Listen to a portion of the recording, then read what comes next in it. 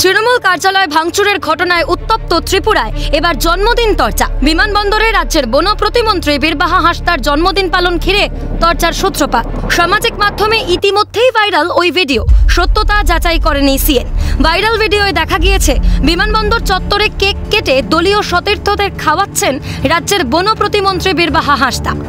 আর এমন ভিডিও সামনে আসতেই সুর চড়িয়েছে বিজেপি।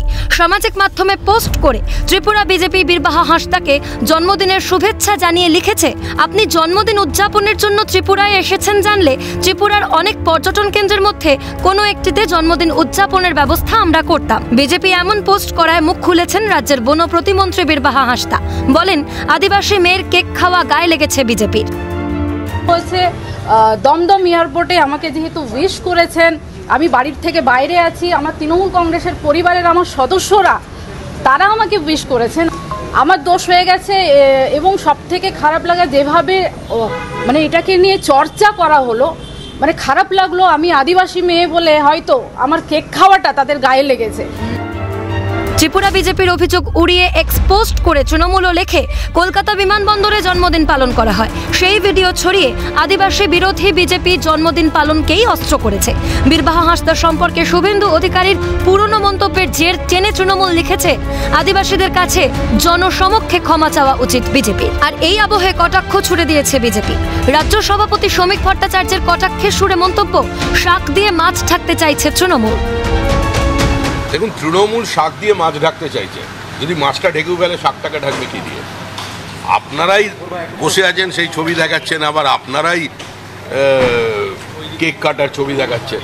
তো ওখানে ওরা পলিটিক্যাল ট্যুরিজমে গেছে না দৃষ্টি ঘোরাতে গেছে, এটা পশ্চিমবঙ্গের মানুষের উপরেই ছেড়ে দিন। জন্মদিন চর্চার মধ্যেই বৃহস্পতিবার ছিল তৃণমূলের প্রতিনিধি দলের ত্রিপুরা সফরের দ্বিতীয় দিন। প্রথম দিনের মতো দ্বিতীয় দিনেও ত্রিপুরার বিজেপি সরকারের বিরুদ্ধে গাড়ি না দেওয়ার অভিযোগ ওঠে, যার জেরে বেশ কিছুক্ষণ হোটেল বন্দি থাকতে হয় তৃণমূলের প্রতিনিধি দলকে।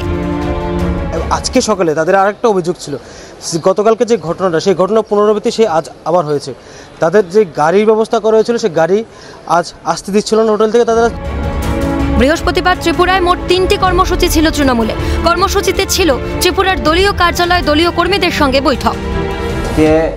আমাদের 12টার সময় তৃণমূলের পার্টি অফিসে আজকে আমাদের তৃণমূলের যারা নেতৃত্বরা, ত্রিপুরা রাজ্যের যারা নেতৃত্বরা, জেলা নেতৃত্বরা, তাদের সাথে আজকে আমাদের যারা নেতৃত্বরা, যে 6 জনের প্রতিনিধি দল এসেছে ত্রিপুরায়, তাদের আজকে দেখা করার কথা, তাদের সাথে নেতৃত্বদের সাথে আলোচনা করা, ওদের প্রত্যেকটা ডিস্ট্রিক্টের কী অবস্থা সেই ব্যাপারে খোঁজখবর নেওয়া।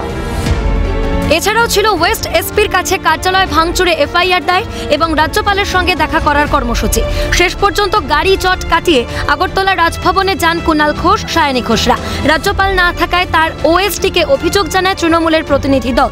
কর্মীদের নিরাপত্তা চেয়ে চিঠি দেওয়া হয়।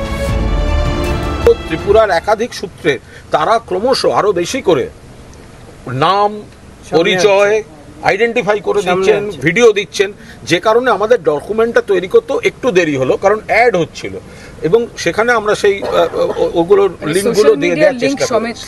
আপনারা যে দাবি, আমরা কি দাবি করেছি, এখানে এই ভাঙচুর অন্যায় এবং ভাঙচুর যারা করেছে তাদের বিরুদ্ধে আইনি ব্যবস্থা। আমরা কি দাবি করেছি? আমরা বলেছি এখানে যারা মমতা বন্দ্যোপাধ্যায়ের উন্নয়নের মডেলকে পতাকা করে রাজনীতি করছেন, সেই মমতা বন্দ্যোপাধ্যায়, অভিষেক বন্দ্যোপাধ্যায়ের যারা সমর্থক, সৈনিক, তৃণমূল কংগ্রেস যারা ত্রিপুরাকে নতুন করে গড়তে চায়, তাদের উপর হাত দেওয়া যাবে না, তাদের গায়ে হাত দেওয়া যাবে না, তাদের উপর সন্ত্রাস চলবে না, ত্রিপুরার পার্টি অফিস দেখলেই ভেঙে দেওয়া চলবে না। যদিও রাজ্যপাল উপস্থিত থাকেননি সেখানে, ওনার ওএসডির কাছে ওরা কর্মীদের নিরাপত্তা চেয়ে সেখানে একটি চিঠি দেন। রাজ্যপালের সচিব তাদেরকে আশ্বস্ত করেন তাদের যে দাবি, সে দাবি যথাযথভাবে মানা হবে। ত্রিপুরা থেকে আমি দেবাশিস, ক্যালকাটা নিউজ।